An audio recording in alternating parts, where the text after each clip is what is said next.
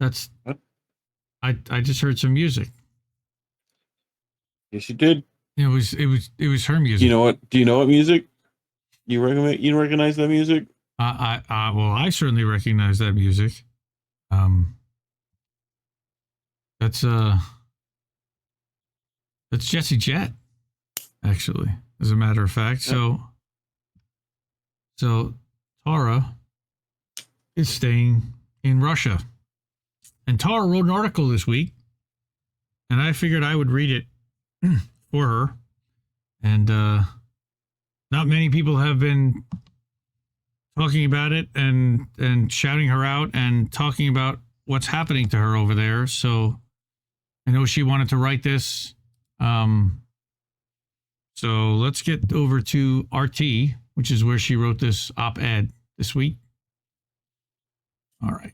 So here we go. Tara Reade, Biden accuser, explains why she decided to flee the U.S. and seek sanctuary in Russia. And what's really funny is, full circle, I think one of the first times we read a Tara article, it was for RT, and it was right after she had joined INN. So that was in November of 2021. Yep. So she says, I thought I was going to Moscow for a week, and now it seems I'm here for the long haul. So what do we mean? Well, she says, my plan was to oversee the translation of my book, stay in Moscow for a week, and do an interview with Russia's Channel 1. Then I was going to go home. So much for that. Later this summer, I was supposed to testify before U.S. Congress about President Joe Biden's actions towards me and the weaponization of the Department of Justice, best laid plans, and all that. A few days after my arrival, I found myself giving a press conference stating that I could not go back to the U.S. This is because I could face charges and possible indictment for an ominous menu of kangaroo court offenses, including sanctions violations, FARA violations, and any number of other things. So there's a sealed DOJ indictment against me, and I still don't know what that's about. My human rights attorney warned me that under current U.S. law, I could have sealed charges I'm unaware of until taken into custody.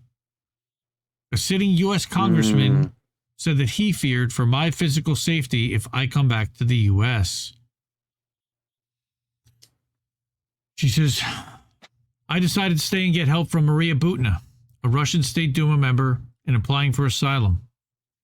Maria knew the terror and the grim reality of being in U.S. prisons, having spent 15 months locked up for allegedly acting as an unregistered foreign agent.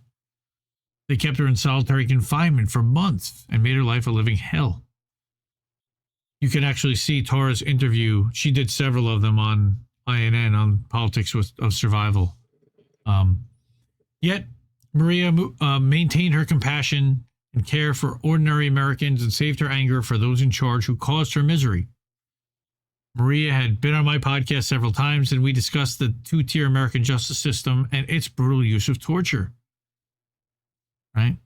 Maria remained steadfast in her friendship, helped her navigate shell shock as she felt toward her own government, that she felt as her own government had turned on her because she was telling the truth. First few days after Tara decided to stay in Moscow were a blur of phone calls and paperwork as she navigated her new state of being. She said painful goodbyes to her daughter as she sobbed on the phone, and she was left dealing with packing up Tara's apartment and organizing care for her 3 cats. Shout out to Che. And a horse. Yep. Charm. Yep. Her daughter was amazing and efficient, even as our emotions were running high. And it was done. I was staying in Moscow with no plans to return to the U.S., at least not while Biden remains in power. My heart remained broken as I saw headlines calling me a traitor. How was I the traitor? Biden raped me, silenced me, and is now preventing me from testifying.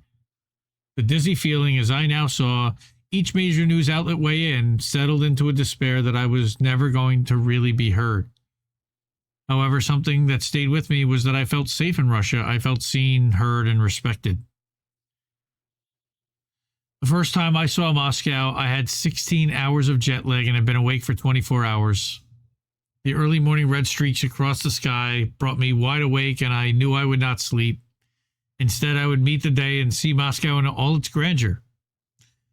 I've traveled to many places in most major cities in the U.S., and Moscow stands out as one of the most beautiful, cleanest cities I've ever seen. The streets bustling with locals and tourists seemed untouched by the Western sanctions. The only telltale signs of the Western company's departures were some closed designer stores and the replacement of Starbucks with the Russian-owned equivalent, simply Stars, and the barista lady much less brash and more modest than I'm used to.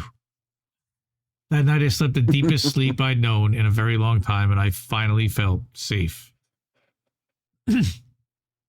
Tara says, I'm an American who grew at a time when the United States was engulfed in leftover innocence on the domestic front while engaging in predatory foreign adventures. The neoliberal woke agenda had not yet taken hold, and crony capitalism was just building to its disastrous crescendo. Like many of my generation, I was shiny with ambitious hope. I went to work for some of the most politically powerful figures in Western politics, Leon Panetta, and then later Joe Biden. The rest is, as they say, history, with her coming forward about the latter's misconduct in 1993, and then 2019, and again in 2020. The result of my audacity in calling out the crimes of an elite Democrat were swift and brutal. I lost everything, and my reputation took a battering, as Biden's political machine, aided by the corporate media, destroyed my credibility. I was even threatened with prison, not once but twice. As Biden continued to weaponize his DOJ and FBI against me, and others deemed me a political enemy, I continued to speak out, write a book, and even start a podcast. Again, Tara says, I always had a special place in my heart for Russia. The Russophobia and bigotry in the Western media against Russians was very disturbing to me. Then it became flat-out xenophobia.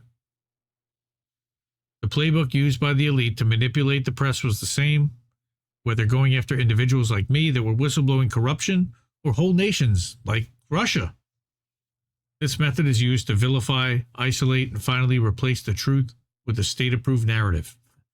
And we've certainly been talking about narratives and implementing narratives. So Tara says that I've decided to take back control and held a press conference to proudly declare my intentions to stay in Russia.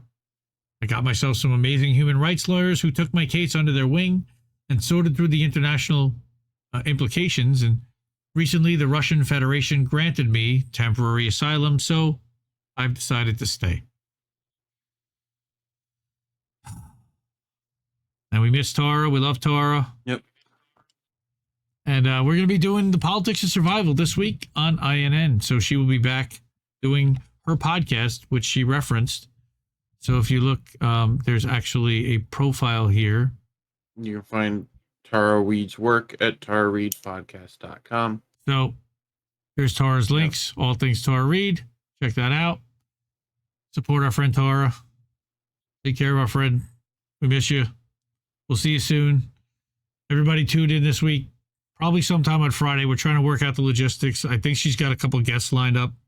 That's to choose for which one's going to be available and when. But we're going to be doing that this week for sure.